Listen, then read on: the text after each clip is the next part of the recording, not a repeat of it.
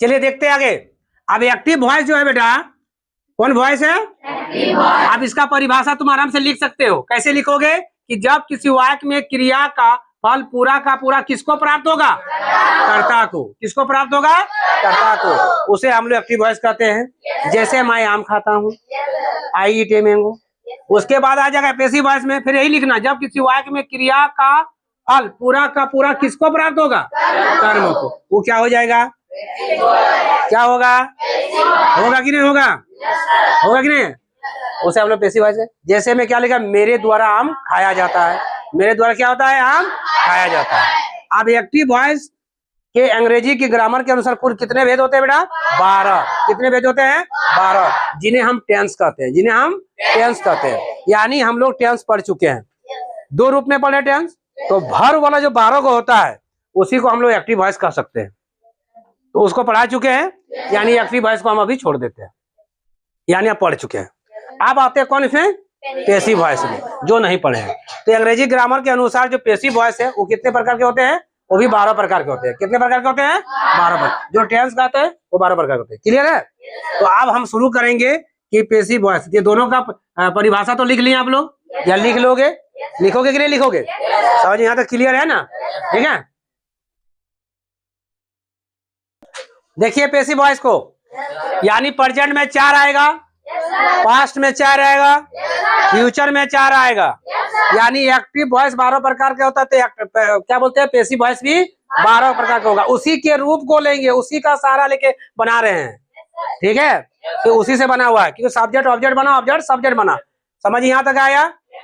चलिए हम प्रेजेंट का चारों देख लेते हैं, फिर आगे नेक्स्ट क्लास में हम लोग देखेंगे पास्ट का, फ्यूचर का भी। प्रेजेंट का पहले देखिए, लिखा है प्रेजेंट डिफिनिट टेंस में मेरे दो, जैसे सामान्य वर्तमान काल होता है, तो इसकी पहचान क्या होता है भाई? टेंस को लास्ट में कोई भी सेंटेंस के लास्ट में क्रिया के अंत में क्या रहेगा? ता रहेगा, ती रहेगा, ही रहेगा, वो जाएगा। उसी का सारा लेके बना हुआ है। तो मेरे द्वारा आम खाया जाता है ना? तो हमने इसे बनाया है subject plus M by R by is by plus by plus object. ये जो आया है, ये यहाँ देख रहे हैं आप, इसकी हेल्पिंग वर्ब। ये हेल्पिंग वर्ब जो है ये प्रेजेंट इम्परफेक्ट टेंस से लिया गया है। किसके सहारे से लिया गया है? प्रेजेंट। यानी प्रेजेंट डिफिनिट में पैसिव वॉइस में प्रेजेंट इम्परफेक्ट टेंस से उसका किसका सहारा लिया है? उसके क्या एक्चुअली वर्ब को। बात समझ में आ रहा है? क्योंकि इसका प्रयोग इस टेंस में होता है। तो ये क्या किया? दान के रूप में इसको दे दिया है, दे दिया है।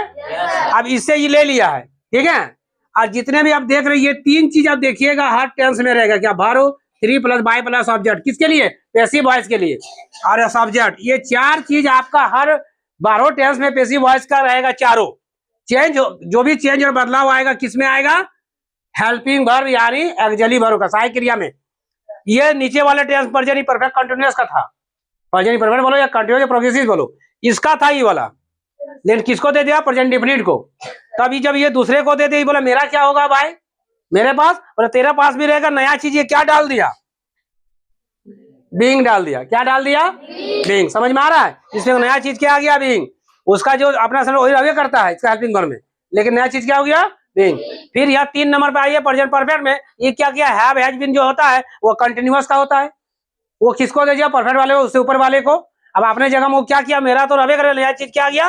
बीइंग आ गया। बाकी सब वही रहता है। यहाँ तक समझ में आया? तो इसी तरह हम प्रेजेंट का देखें, उसी प्रकार हम पास्ट को देखेंगे, उसी प्रकार हम फ्यूचर का देखेंगे। यहाँ तक क्लियर हुआ?